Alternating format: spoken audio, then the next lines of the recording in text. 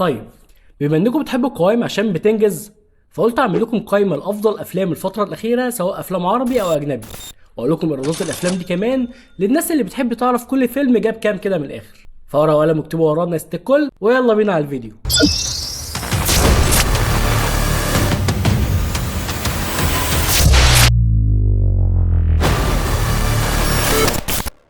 في المركز الاول فيلم الحريفه، واللي حقق 58 مليون و500 الف، ويعتبر هو اكتر فيلم محقق ايرادات اخر فتره سواء لفيلم عربي او لفيلم اجنبي داخل مصر. الفيلم فيه توليفه حلوه من الشباب وقصه كويسه مع مخرج شاطر قدر يخرج العمل بالشكل اللي شفناه بيه.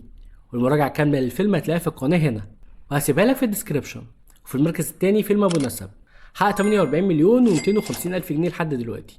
نجاح يستحق محمد امام على الفيلم ده بصراحه، وتوليفه امام والكدواني دي كانت ممتعه فعلا طول الفيلم. وزي ما قلت في المراجعه الكامله للفيلم ده واللي هتلاقيها برضه هنا في القناه هنا، فماجد الكدواني بقى ممثل جبار وكارت ضمان لاي عمل بصراحه بالنسبه لي. وفي المركز الثالث في فيلم الاسكندراني اللي حقق 26 مليون جنيه لحد النهارده. الفيلم ده كان الاسم التقيل اللي شدني له هو اسامه انور عكاشه، ويلي خالد يوسف كمخرج. لكن احمد العوضي نفسه فانا مش بحب الاداء اللي كله تستوستيرون وزعيق وكلام حكم جاي من ظهر التوك توك ده، لكن كان مناسب جدا لدوره ولبطولته لفيلم الاسكندراني. والمراجعه الكامله للفيلم ده فهتلاقيها هنا وهسيبها لك برضه في الديسكربشن. اما في المركز الرابع بقى فهو فيلم رحله 404. الفيلم المنحوس بالنسبه لي، حقق 18 مليون جنيه لحد النهارده، والفيلم ده كان نحس معايا بشكل شخصي وهقول لكم ليه قدام. بس خلينا نستغل ان اخيرا هتكلم عنه واتكلم شويه عن الفيلم اللي معرفتش اعمل مراجعه ليه. الفيلم طبعا زي ما كلنا عارفين من بطوله منى زكي، ومنى بالنسبه لي من اتقل ممثلات جيلها واكترهم حرفيه وتنوع. والفيلم بيحكي عن بنت اجبرتها ظروف الحياه انها تمشي في سكك شمال كتير، وبعد فتره من العك قررت تتوب وتشتغل بالحلال. وبعد فتره من التوبه دي بتقرر تروح تحج، وهنا يبدا اختبار ربنا ليها، فتقع في مصيبه يتم فيها اختبارها بكل شكل ممكن. فلا ترضخ بقى للاغراءات وللضغوط اللي عليها وهتختار طريق شمال تحل بيه مشاكلها، ولا هتثبت على توبتها علشان هي عارفه ان الضغط المره دي اختبار حقيقي من ربنا ليها عشان يختبر صدق اخلاصها ونيتها في البعد عن طريق الحرام، وان حجها هو رحله تطهر بجد. أنا المفروض طالعة حج بس مش ثابتة. الفيلم حلو والاداءات التمثيليه فيه من افضل ما يكون، وخصوصا منى زكي يا جماعه اللي هتتحول قدامك كذا مره تبقى متعاطف معاها وصعبانه عليك، ومره تقلب عليها وتقول دي للكلب عمره ما يتعدل، وترجع تصعب عليك تاني وتصدقها وتصدق صدقها في انها بعدت ومش عاوزه ترجع. فان الممثل يوصلك للشيء ونقيضه فده امتياز بصراحه. فشطوره يا منمن على الاداء في الفيلم ده. شاركها في العمل طبعا محمد ممدوح ومحمد فراج، ودول ممثلين شاطرين واحنا عارفين كده كويس. وان كان فراج كان مفروض له وقت اطول وتحولات للشخصيه بتاعته خلته يبين مهاراته الفنيه اكتر، لكن انا استمتعت بادائهم هما الاتنين بصراحه. والفيلم رشحه لكم بقوه انكم اكيد تشوفوه، ده فيلم للكبار فقط.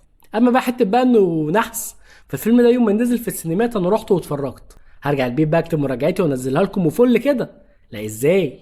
العربيه يحصل فيها مشاكل وتحتاج صيانه، فاروح اصلحها فتتصادف الاقدار ويبقى يوم مطر غير طبيعي وتمطر عليا واغرق، فاخد دور بردي يقعدني بمناديلي وعلاجي في السرير كام يوم. فقلت اغير عتبه واروح ازور اختي اللي في محافظه تانية تتموز بجوها الصحراوي. فلما جيت اخد دور بردي التاني، ليه بقى؟ لان الصحراء بتحدف بالليك عليك يا فندم هوا ساقع من اللي يدخل على عظمك على طول يجيب لك لومباجو ده. فقررت ما اعملش مراجعه الفيلم ده، يمكن احافظ على السلام العالمي قبل ما تسبب بحرب عالميه ثالثه ولا حاجه. ولو الفيديو ده نزل بعد ما اتكلمت عن 404 وعدت بسلام فبقى اطمن عليا يا استاذ انت وهي، لاكون معلق محاليل في القصر العيني ولا حاجه. والله دمي خفيف، يخرب بيتك يا فواز، عسل عسل. ونرجع لقائمتنا. في المركز الخامس هو فيلم ذا بي كيبر، حقق 9 مليون و500 الف جنيه لحد النهارده، وده في اول شهر لعرضه. الفيلم تصنيفه اكشن وهو من بطوله جيسون ستاثام، ومراجعته كامله هتلاقيها هنا في القناه، وهسيب لك برضو لينك المراجعه بتاعته في الديسكربشن. في المركز السادس بقى هو فيلم نو واي اب، حقق 2 مليون و600 الف جنيه ولسه ما كملش الشهر برضو. والفيلم تصنيفه اثاره ورعب، وبيتكلم عن مجموعه من المسافرين في طياره بيتعرضوا لحادثه وبيموت بعضهم، وبتقع الطياره في البحر بالباقي من المسافرين وبتبدا تغرق في الاعماق، وفي بعض الركاب لسه عايشين وبيحاولوا يخرجوا منها قبل ما اكسجينهم يخلص وتغرق الطياره بالكامل. مش هيكتفي بكده وبس يا فندم، لا احنا بنضحي النهارده، هنحط لهم في الميه حواليهم سمك قرش، فاللي يخرج من الطياره القرش هيعمل منه بفتيك. فيا ترى هيقدروا ينجوا بحياتهم ولا لا؟ فده بقى اللي هتشوفوه في الفيلم. وفي المركز السابع هو فيلم ارجايل، حقق 2 مليون و500 الف جنيه في اول اسبوعين عرض له. والفيلم تصنيفه اكشن كوميدي، وبيتكلم عن مؤلفة روايات جاسوسية بتتفاجئ ان روايتها اللي بتكتبها دي هي عبارة عن احداث حقيقية حصلت وبتحصل بالفعل في عالم الجاسوسية. فايه اللغز ورا الموضوع ده، وازاي حاجات بتكتبها من خيالها تتحول في الحقيقة لواقع وكمان في نفس الوقت الحاضر. الفيلم انا عامل عنه مراجعة في القناة هنا، واللي لسه كتير من حضراتكم ما شافهاش، مع انها مراجعة حلوة وسخنة وبسمسم وضحكة فيها كمان، لكن الاهتمام ما بيطلبش. شكرا. الاهتمام ما بيطلبش. ونيجي بقى للمركز الثامن، وهو فيلم أنف وثلاث عيون، واللي حقق 1,650,000 جنيه في أول أسبوعين لعرضه. ويعتبر الفيلم ده هو حصان أسود، وهقول لكم ليه دلوقتي. أولا كده فالفيلم من بطولة ظفر العابدين وسلمى أبو ضيف، صبا مبارك، وظهور خاص لأمينة خليل.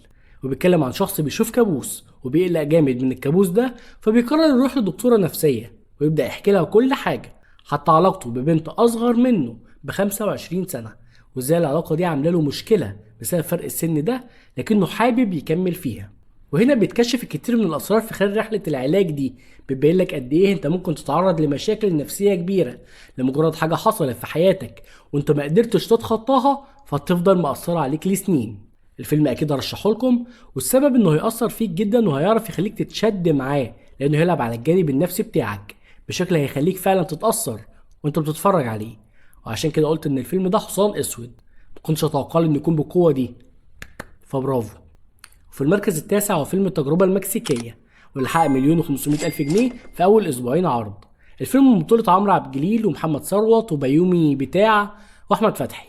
انا مشوفتش الفيلم، ما اعتقدش اني هشوفه بصراحة، يمكن لما ينزل على اي موقع من مواقع ابقى اتسلى عليه، لكن ان اروحه سينما فانا مرارتي مش ناقصة بصراحة. ونيجي بقى للمركز العاشر والاخير في قائمتنا النهارده، هو فيلم السيستم، واللي حقق 600,000 جنيه في اول اسبوع عرض. الفيلم من بطولة طارق لطفي واحمد الفيشاوي، وده برضه انا متفرجتش عليه لان التريلر بتاعه ما شدنيش خالص، فمش عاوز ادخله وانا اوريدي مش شايف انه فيلم مناسب ليا. فده يرجع لك انت بقى لما تشوف التريلر بتاعه كده هيجي معاك سكة ولا لا. وبس كده، دي كانت قائمتنا النهارده عن افضل افلام الفترة الاخيرة وايراداتها. يا ترى بقى انتوا شفتوا ايه من الافلام دي، وايه اللي عجبكم من اللي انتوا شفتوه؟ يا ريت تكتبوا رايكم في الكومنتات. لايك وسبسكرايب عشان ده فعلا بيساعد اننا نكمل. وفي النهايه يا ريت ما ننساش اخواتنا في دعائنا، وما ننساش كمان اللي في مقدرتنا نعمله علشانهم. قاطع، اتبرع، وعرف اهلك واصحابك وولادك قضيه اخواتك. وبس كده، سلام.